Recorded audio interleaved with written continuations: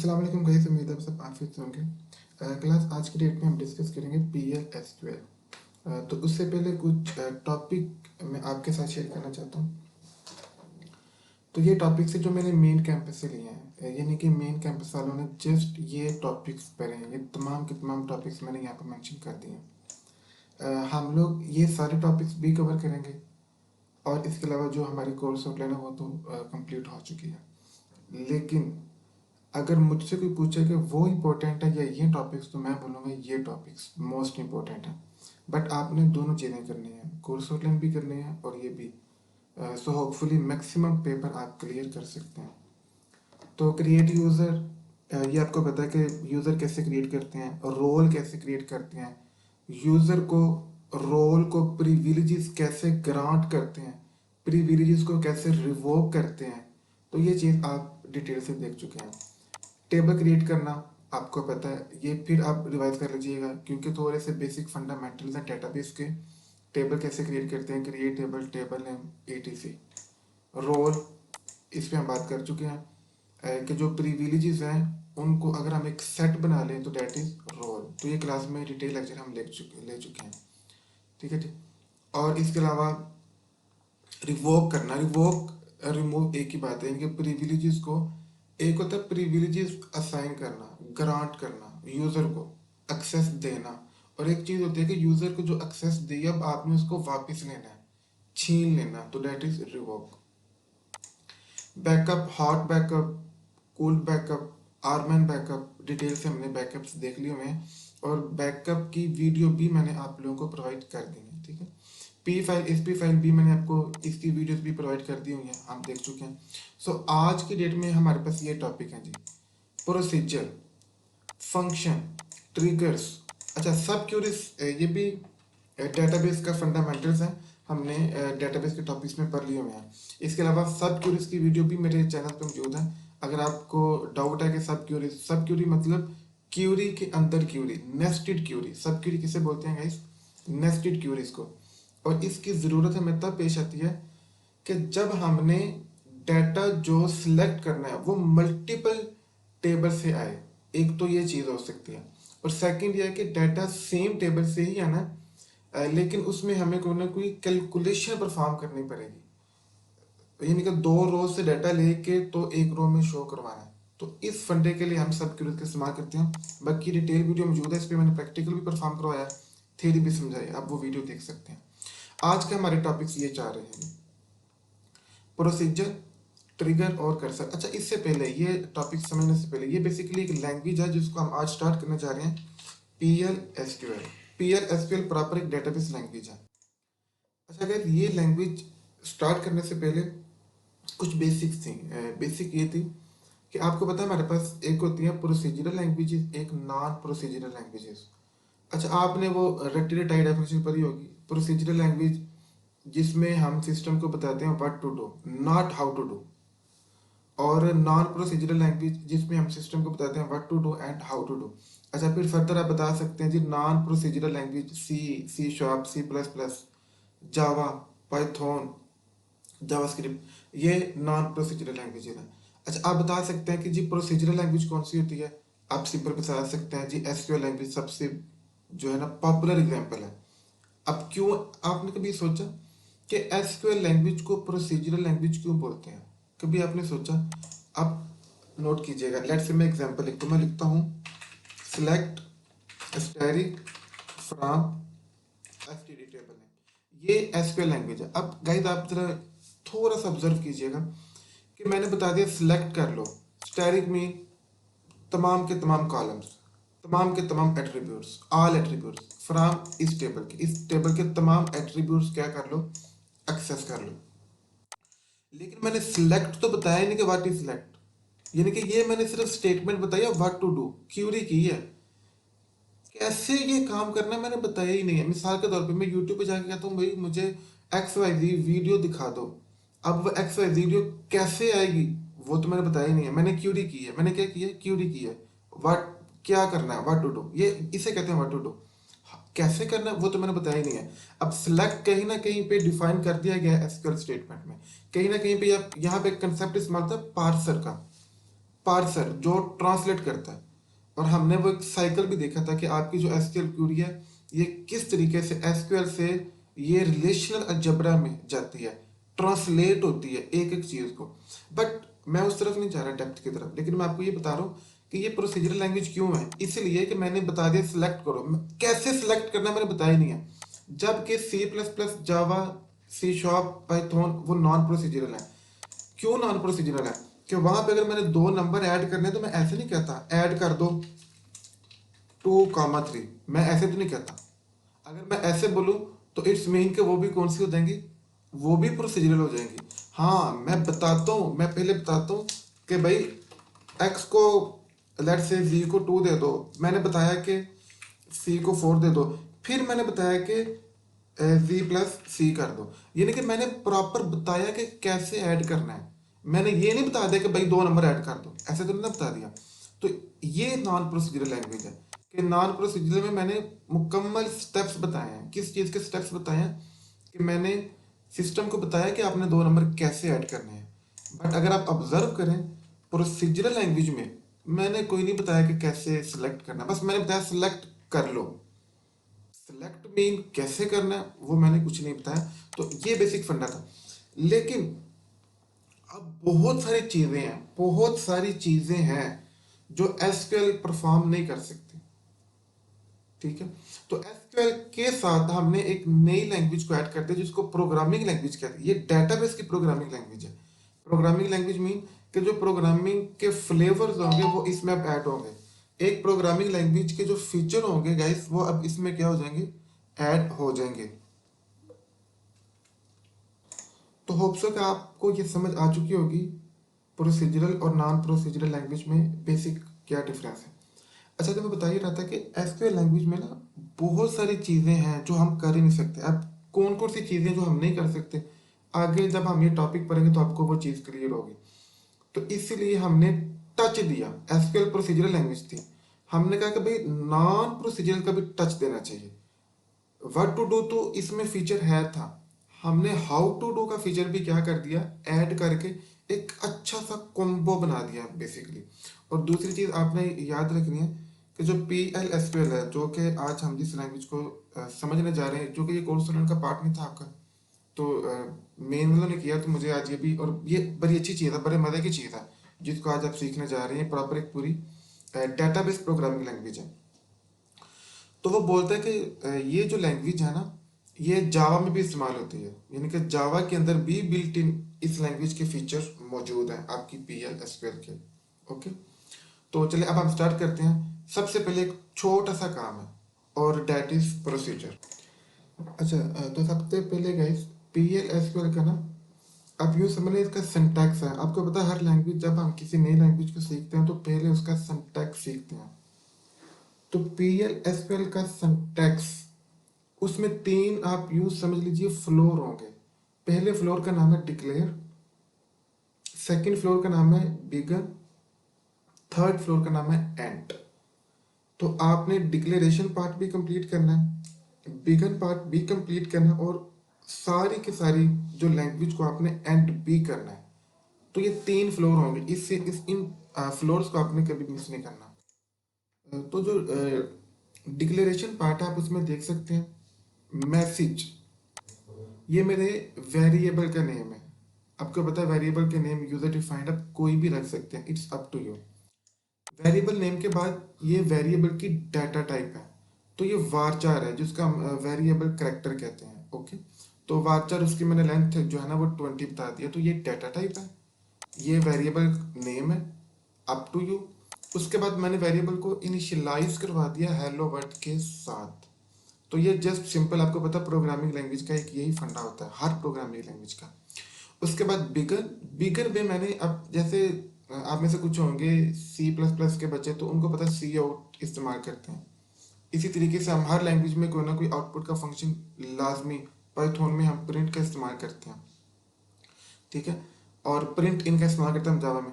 तो आपको पता हर लैंग्वेज में कोई ना कोई आउटपुट के लिए लाजमी बिल्ट इन फंक्शन होता है।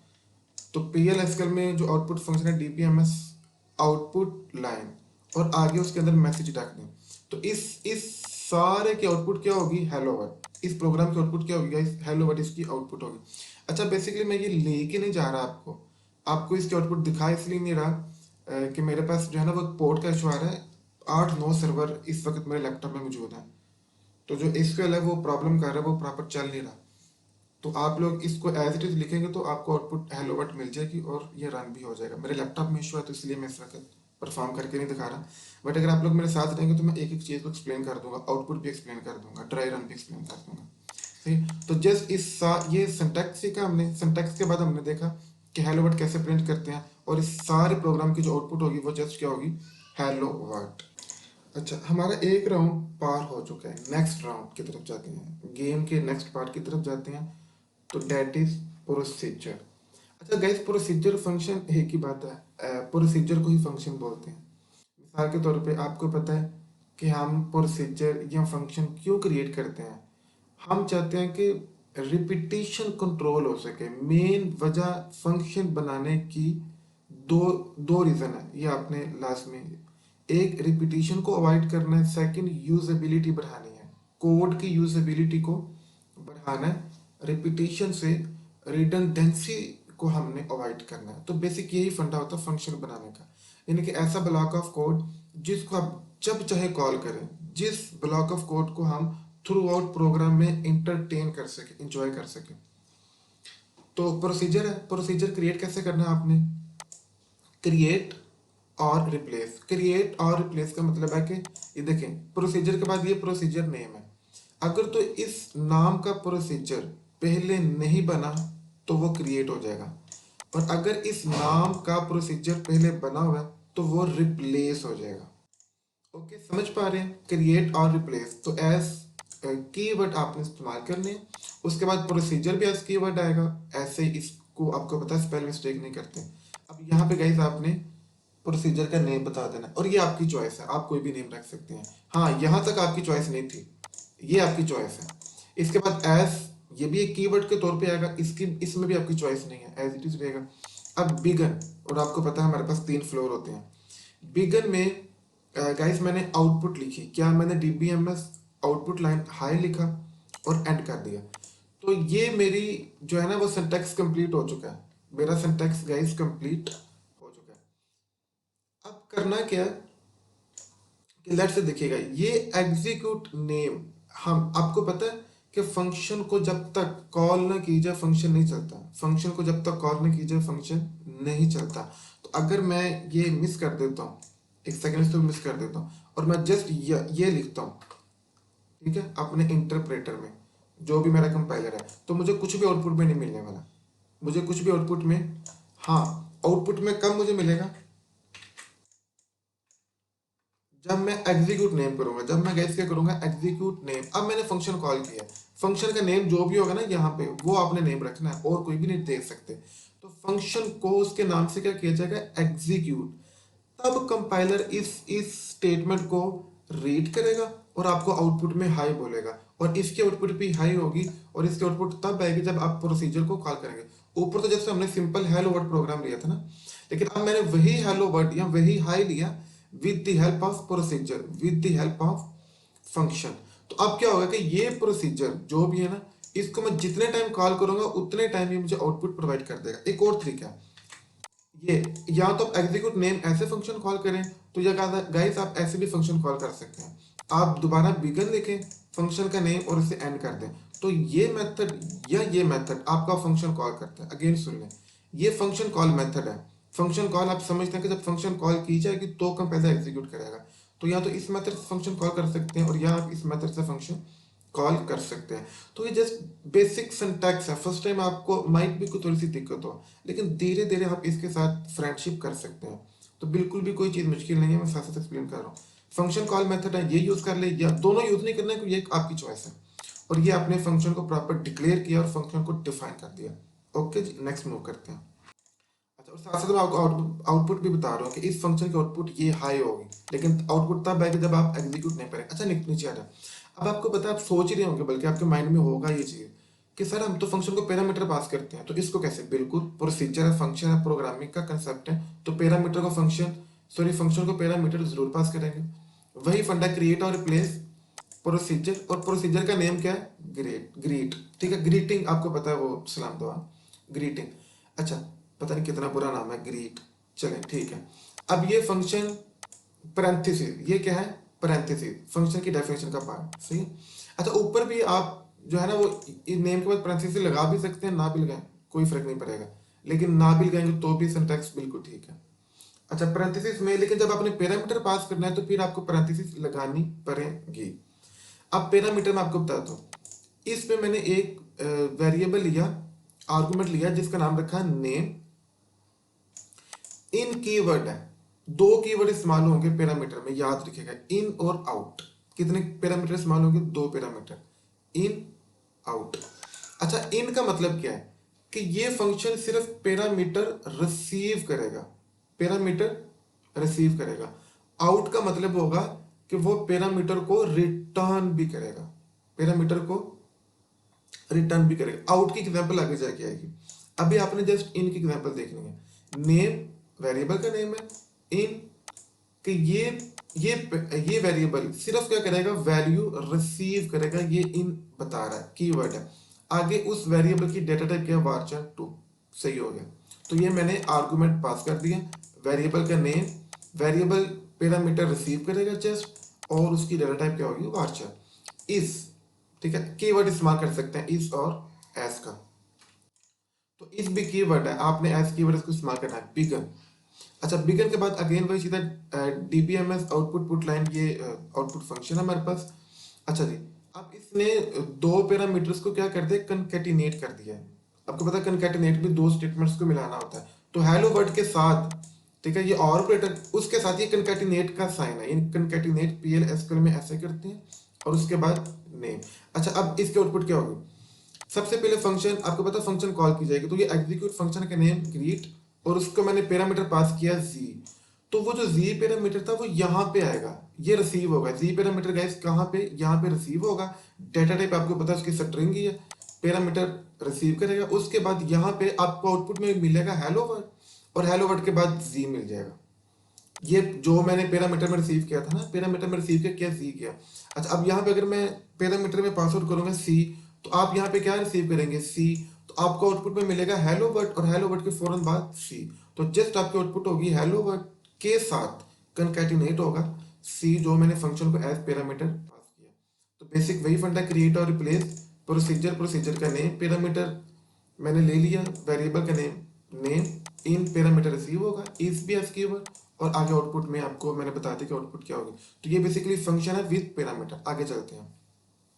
अच्छा, ये भी उसका नेक्स्ट स्टेप है, तो मजीद अच्छे तरीके से। अब ये थोड़ी सी मैंने पीएल एसक्यूएल आपको समझाई, लेकिन अब मैं पीएल एसक्यूएल को अटैच करता हूँ एसक्यूएल के साथ, और आपको क्लियर बताते हैं कि क्यों हम इस चीज का इस्तेमाल करते हैं।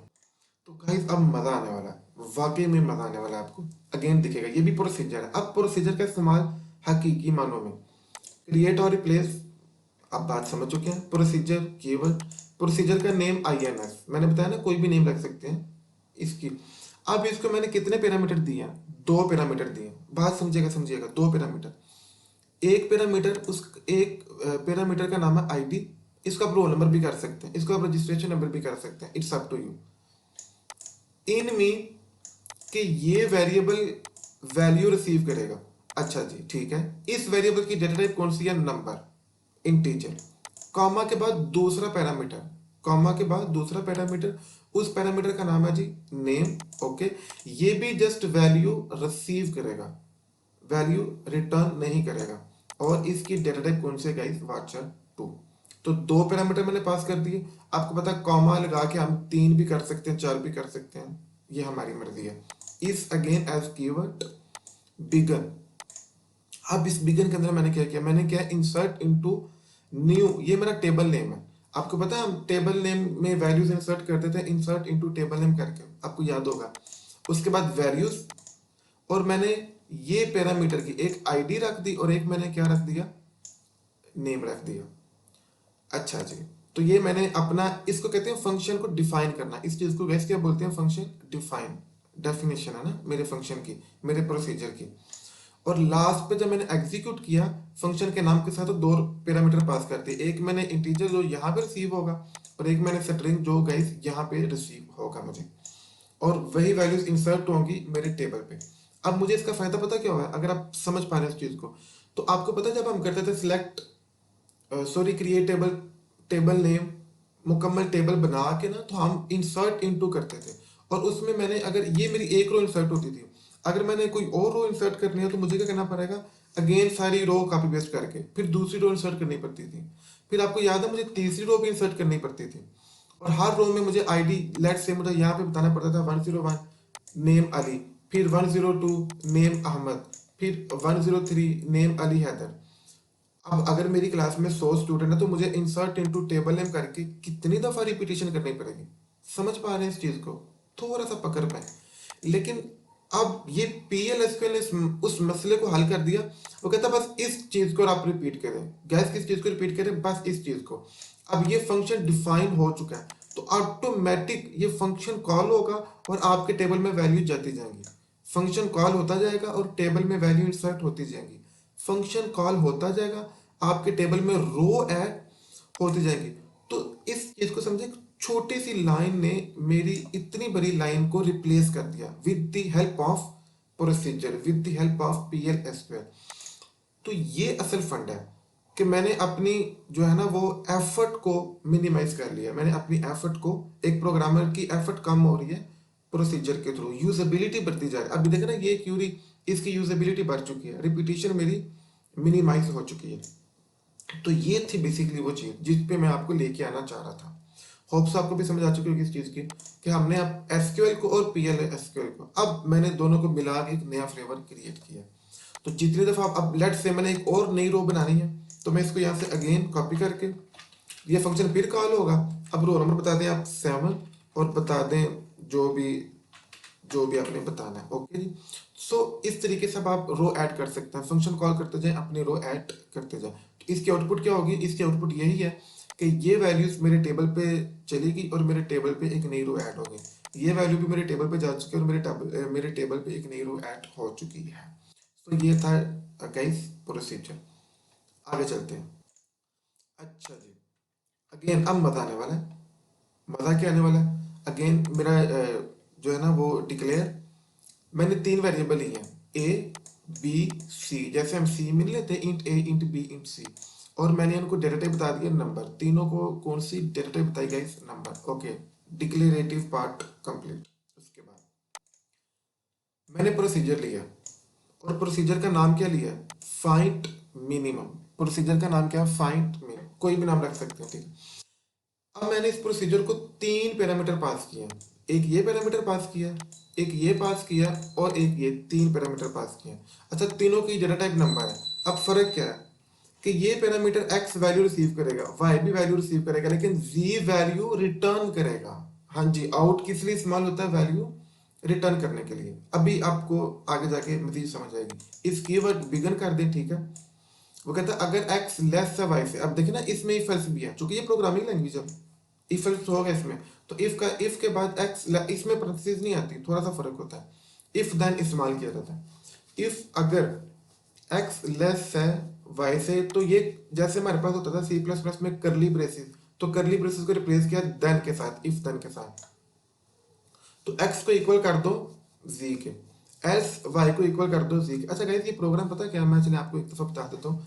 ये यूजर से 2 नंबर लेगा और बताएगा दोनों में मिनिमम कौन सा है। यूजर से 2 नंबर लेगा और बताएगा दोनों में मिनिमम कौन सा है। मैं चलिए आपको बताता हूँ इसको ना, यहाँ से, ये यहाँ तक प्रोग्राम है, ठीक है।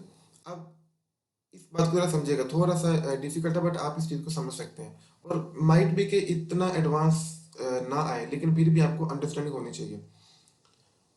अब ये देखिएगा, कंपाइलर ने ना, ऊपर मैंने क्या किया था, मैंने डिक्लेयर किया कितने वेरिएबल, 3 A B C को। यहाँ पे आके ना मैंने उनमें से 2 वेरिएबल को इनिशियलाइज किया। ए को मैंने इनिशियलाइज किया 23 के साथ, और बी को इनिशियलाइज किया 45 के साथ। अब मैंने फंक्शन कॉल किया, फंक्शन कॉल में मैंने 3 पैरामीटर पास आउट किए हैं, A B C। अच्छा, ए में वैल्यू जाएगी 23, बी में वैल्यू जाएगी 45, सी में वैल्यू नहीं जाएगी, क्योंकि फी जो सी है ना वो, अब जरा देखिएगा, सी वैल्यू रिसीव नहीं करेगा, वैल्यू वापस भेजेगा, इसलिए मैंने वैल्यू सिर्फ A B C, सी में सी एम्प्टी ही जाएगा। ओके, और आउटपुट है जी DBMS output line minimum of 2345, तो वो बताएगा सी के अंदर मिनिमम होगा, इनके 23 या 45 में से जो मिनिमम है ना वो सी में, और ये मेरा डिसाइड करेगा ऊपर फंक्शन। फंक्शन क्या करेगा, वो इन दोनों में से बताएगा कि मिनिमम कौन सा है। गाइस फंक्शन क्या करेगा, बताएगा कि दोनों में से मिनिमम कौन सा है। तो ये दो वेरिएबल इनिशियलाइज किए, फंक्शन को मैंने एज पैरामीटर पास कर दिए, फंक्शन रिटर्न करेगा और रिटर्न करके बताएगा मिनिमम वैल्यू। अब आते हैं हम ऊपर फंक्शन की तरफ। तो ये था फंक्शन। अब फंक्शन वैल्यू रिसीव करेगा, यहाँ पे 23 रिसीव करेगा, यहाँ पे 45 रिसीव करेगा जी, 23 45 सही है। एक्स वाई कर लिए, ए भी कर लिए, इससे फर्क नहीं पड़ेगा क्योंकि पैरामीटर चेंज हो सकते हैं उनके नाम। एक्स में क्या है 23, वाई में क्या है 45, क्या 23 लेस है 45 के जी, वो तो लेस है, इसका मतलब है ये कंडीशन ट्रू हो जाएगी। जब ये कंडीशन ट्रू होगी तो मैंने जी को एक्स दे दिया, एक्स में 23, अब मैंने जी को दे दिया, तो इट्स मीन के जी इनिशियलाइज हो चुका है किसके साथ 23 के साथ।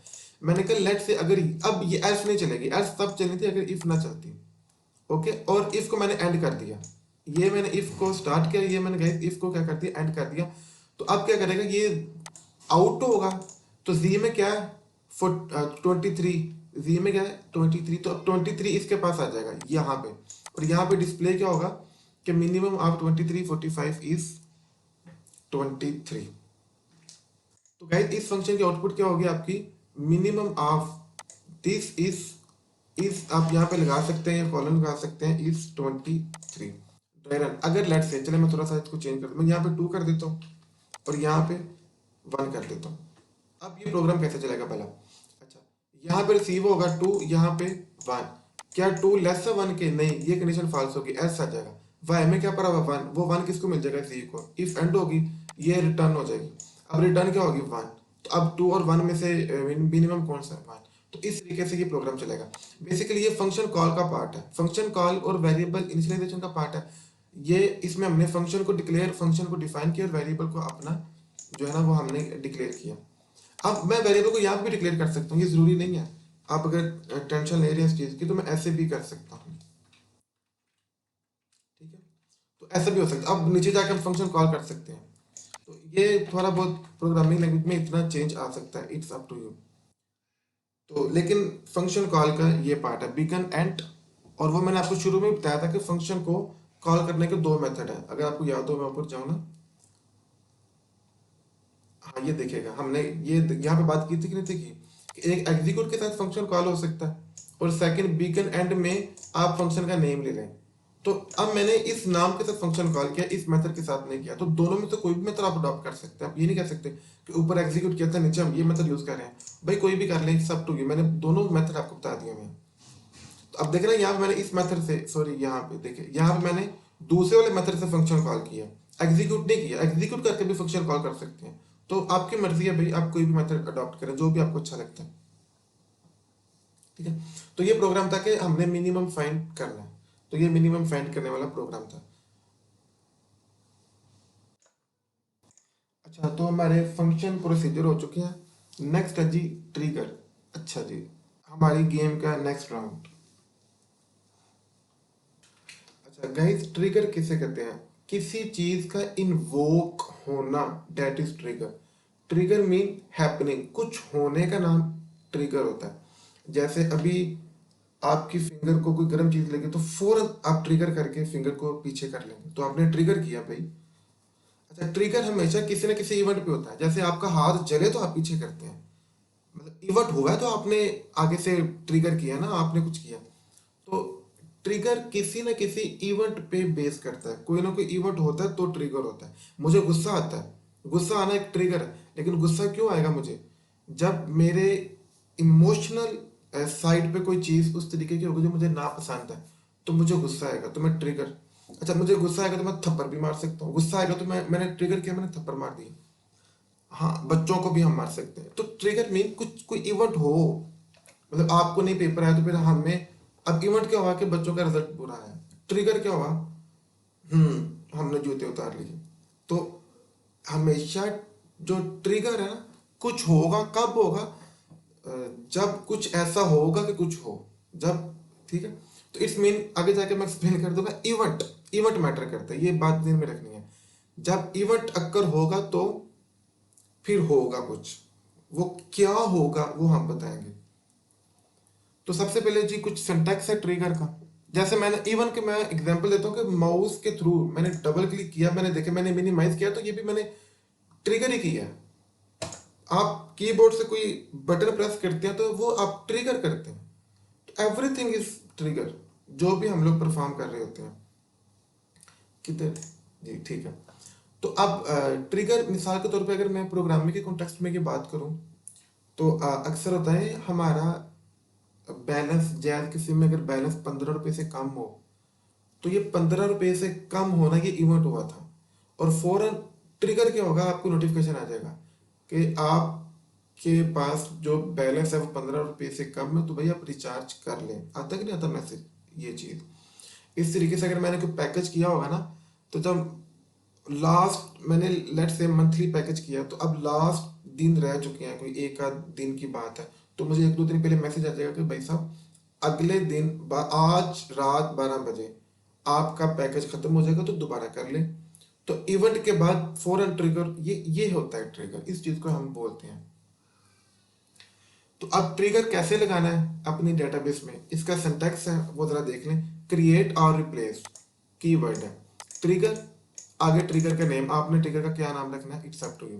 अच्छा, ट्रिगर कब होगा, बिफोर, आफ्टर, इंस्टेड ऑफ। अच्छा, बिफोर आफ्टर बहुत फेमस है। बिफोर मीन कि अभी मेरी क्यूरी हुई नहीं, तो उससे पहले मुझे नोटिफिकेशन आ गया। आफ्टर का मतलब है क्यूरी होने के बाद नोटिफिकेशन आया। इसकी एग्जांपल आप ऐसे लें, मिसाल के तौर पे अभी आपका पैकेज खत्म नहीं हुआ, आज रात 12 बजे होना है, तो आपको पहले मैसेज आ गया कि आज रात 12 बजे आपका पैकेज खत्म हो रहा है, तो उसको कहते हैं बिफोर। लेकिन अगर मेरा पैकेज मोबाइल का खत्म हो चुका है और नलायक उसके बाद मुझे मेरा सिस्टम बता रहा है, तो आफ्टर।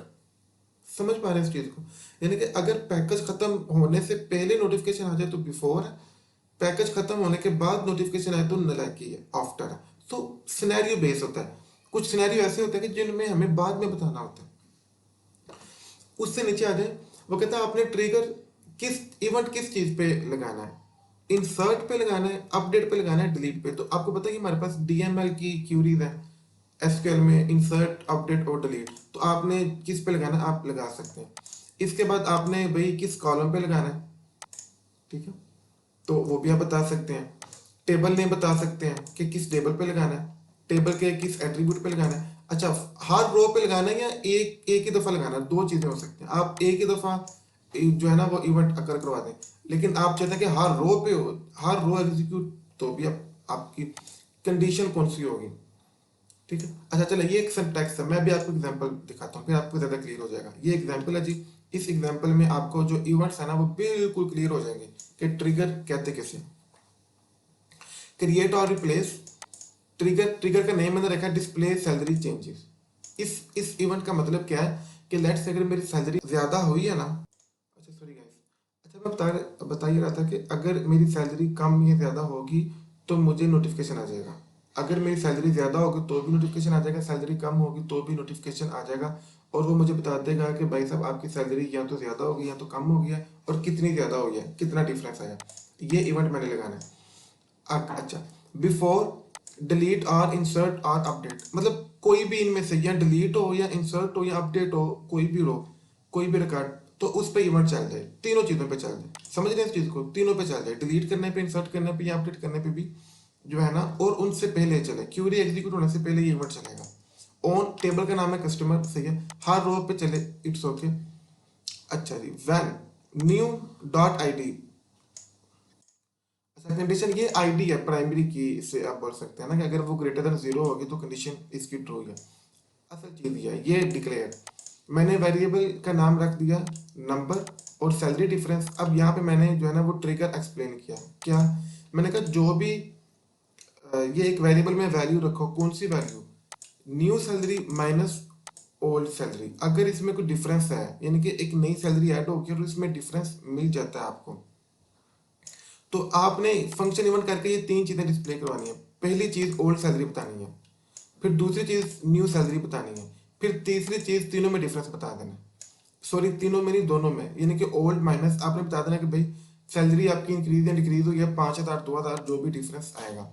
तो ये बेसिकली जैसे ही अब कस्टमर, अब जरा समझिएगा, जैसे ही कस्टमर मेरे सिस्टम पे आएगा, अगर वो अपना रिकॉर्ड अपडेट करेगा, रिकॉर्ड ऐड करेगा या रिकॉर्ड डिलीट करेगा, क्योंकि कस्टमर कर सकता है, उसके पास एक्सेस होती है, वो अपना रिकॉर्ड, जिस किसी और का नहीं, तो उस रिकॉर्ड को अपडेट डिलीट या कुछ करने से पहले, कस्टमर को ये काम करने से पहले अगर उसकी सैलरी में कोई डिफरेंस होगा तो नोटिफिकेशन आ जाएगा।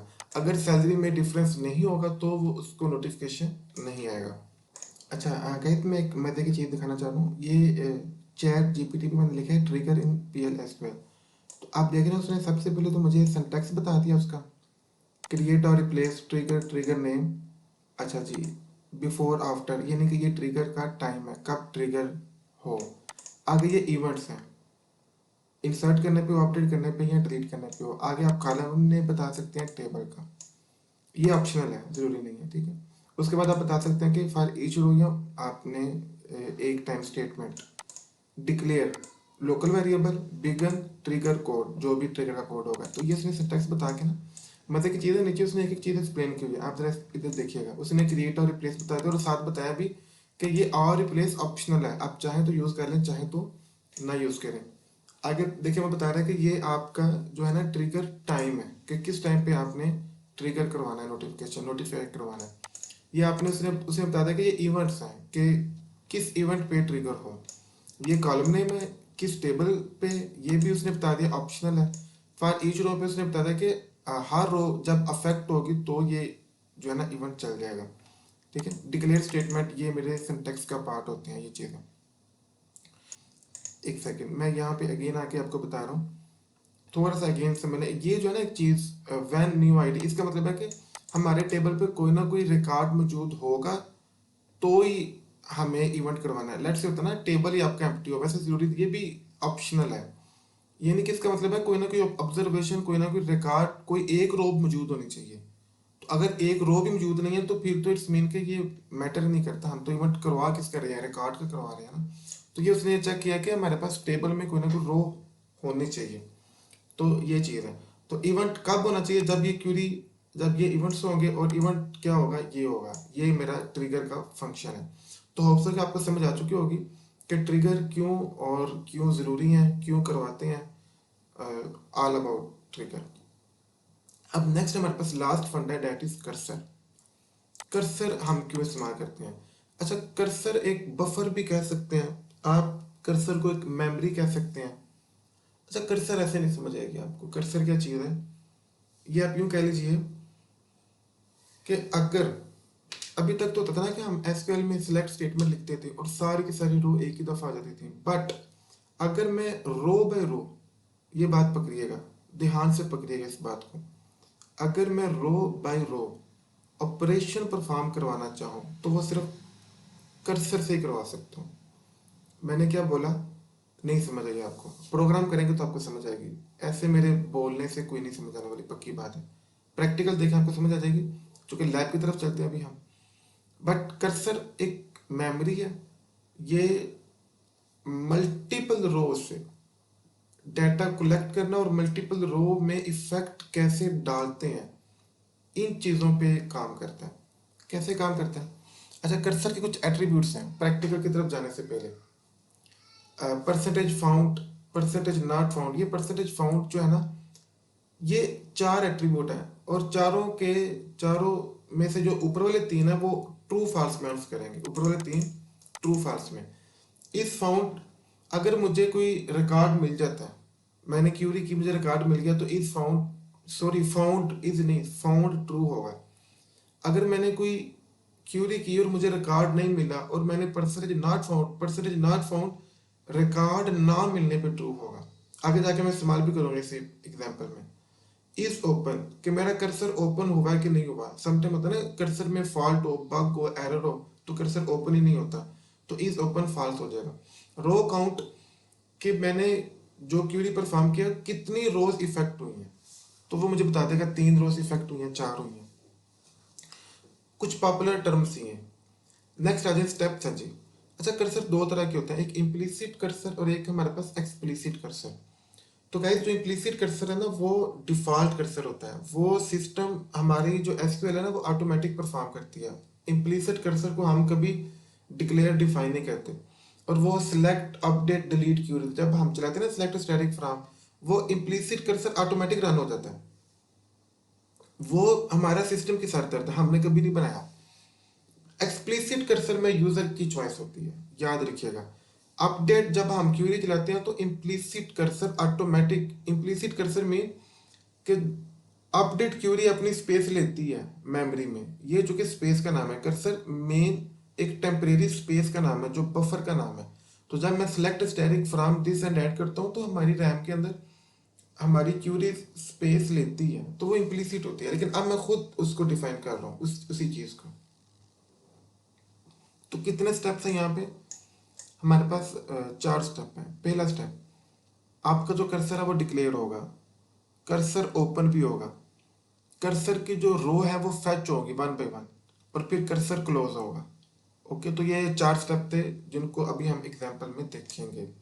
तो चलिए मैं आपको एग्जाम्पल करवाता हूँ ताकि आपको समझ आए, ऐसे आप बोर होंगे। बस छोटी सी एग्जाम्पल है फिर एंड है।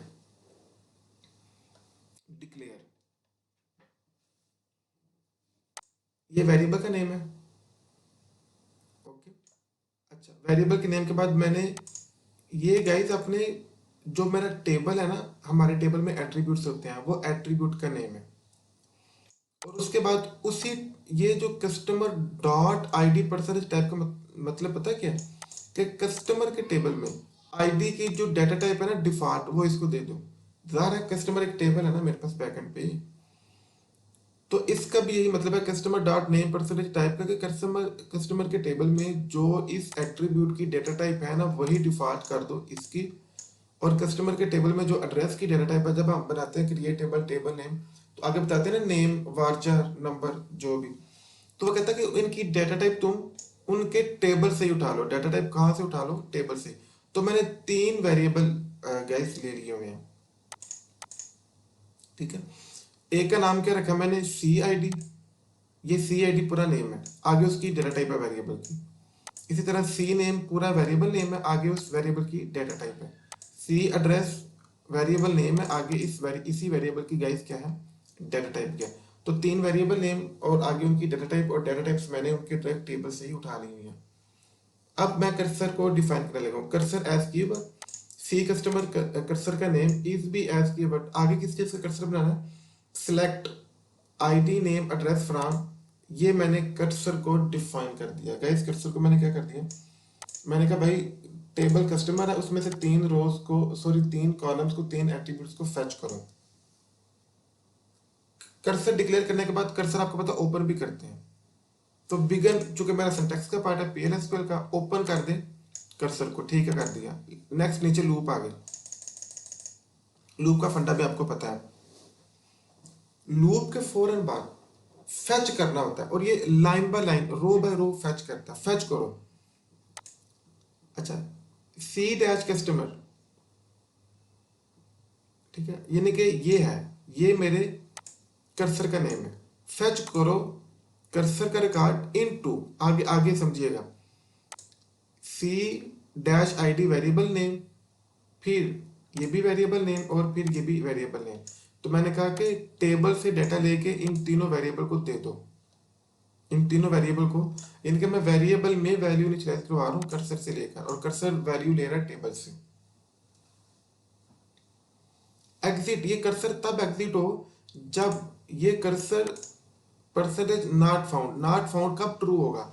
जब रिकॉर्ड खत्म हो जाएगा। इनके फर्स्ट रो आएगी, सेकंड रो, थर्ड रो, और जब सारी रो कंप्लीट हो जाएंगी तो नॉट फाउंड ट्रू हो जाएगा, तो इट्स मीन कर्सर जो है ना वो एग्जिट हो जाएगा मेरा। अच्छा, कर्सर एग्जिट हो चुका। उसके बाद DBMS output line ID print कर दो, कंकैटिनेट कर को, मतलब स्पेस आएगी इसकी मदद से, फिर नेम प्रिंट करो, और फिर एड्रेस, तीनों चीजें प्रिंट कर दो। अब आप सोचेंगे कि ये तो काम चले, इसके बाद यहाँ पे लूप को एंड किया, फिर मैंने कर्सर क्लोज किया। मुश्किल नहीं है, थोड़ा सा समझें इसको। मैं अगेन इन स्टेप्स को रिपीट करता हूँ। अच्छा, ऊपर मेरी डिक्लेरेशन स्टेटमेंट है जिसमें मैंने 3 वेरिएबल लिए और उनकी डाटा टाइप मैंने उनके टेबल से ले ली। वेरिएबल डिक्लेयर की, कर्सर डिक्लेयर किया, ठीक है। इसके बाद कर्सर ओपन किया, कर्सर में से रिकॉर्ड 1 by 1 फेच किया, ठीक है। कर्सर में से रिकॉर्ड फेच करके ना यहाँ पे वेरिएबल को इनिशियलाइज करवाया, और ये कर्सर एंड तब होगा जब नॉट फाउंड ट्रू, यानी कि सारा रिकॉर्ड खत्म हो जाएगा, और फिर मैंने डिस्प्ले करवा दिया। अब कर्सर का और वैसे एसक्यूएल स्टेटमेंट में फर्क क्या होगा, ये फर्क होगा, देखिएगा।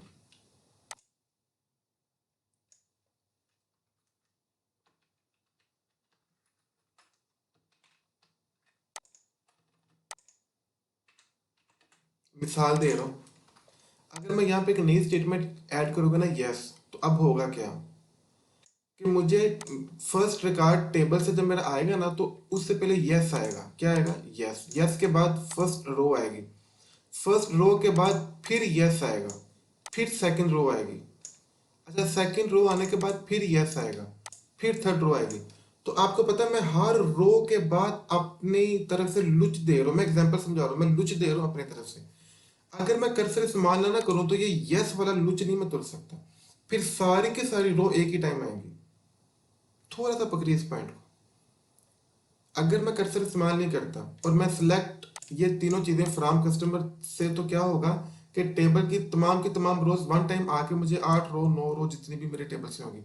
अगर मैं चाहूँ ना कि उन रो के बीच में मैं कुछ अपनी तरफ से चीज़ें ऐड कर दूँ, तो मैं नहीं कर सकता, लेकिन अब पॉसिबल, अब मैं कर सकता हूँ। अच्छा, ये तो मैंने यस की एग्जाम्पल दी थी, सिर्फ यस नहीं, मैं भाई आईडी को, कस्टमर के नेम को मजीद यहाँ पे इफर्स लगा सकता हूँ। क्या ख्याल है? मैं मजीद इफर्स लगा के, अच्छा सिर्फ इफर्स नहीं लगा सकता, मैं परसेंटेज लगा सकता हूँ। मैं अगर मैं स्टूडेंट के मार्क्स ले रहा हूँ तो मैं फौरन उनके ग्रेड निकाल सकता हूँ। एसक्यूएल स्टेटमेंट से हम ग्रेड तो नहीं निकाल सकते, ग्रेडिंग नहीं कर सकते, परसेंटेज नहीं कर सकते, लेकिन यहाँ पे मैं हर स्टूडेंट की परसेंटेज भी लगा सकता हूँ, ग्रेड कर सकता हूँ। यानी कि रो बाय रो मैं रिकॉर्ड को अब मैनुपुलेट कर सकता हूँ, रो बाय रो क्या कर सकता हूँ, रिकॉर्ड को मैनुपुलेट कर सकता हूँ। यहाँ पे मैं जितने, यहाँ पे मैं जो भी एक्शन परफॉर्म करूंगा ना, वो हर रो पे लगेगा। तो ये था बेसिक फर्क कर्सर का और बिना कर्सर के स्टेटमेंट को एग्जीक्यूट करने का। तो होप सो कि आपको ये चीज़ समझ आ चुकी होगी। अच्छा, नहीं भी समझ आई ना, चले मैं आपको एक और प्रैक्टिस करवा देता हूँ जो आपके काम आएगी। मैं यहाँ पे गाइस लिखता हूँ कर्सर इन PL SQL, तो देखते हैं जी PL SQL क्या बोलती है कर्सर के बारे में।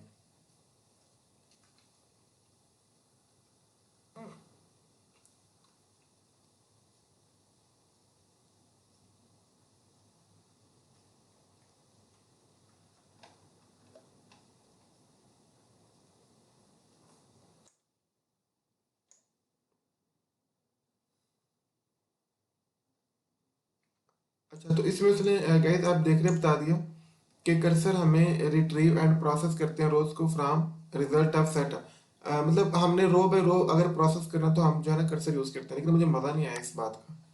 मैं इसको कॉपी करके मैं यहाँ पे लिखूंगा वाई वी यूज कर्सर। अब देखते हैं अब मुझे क्या आंसर देता है। इसको मैं स्टॉप कर देता हूँ और नेक्स्ट इसको एग्जीक्यूट करता हूँ।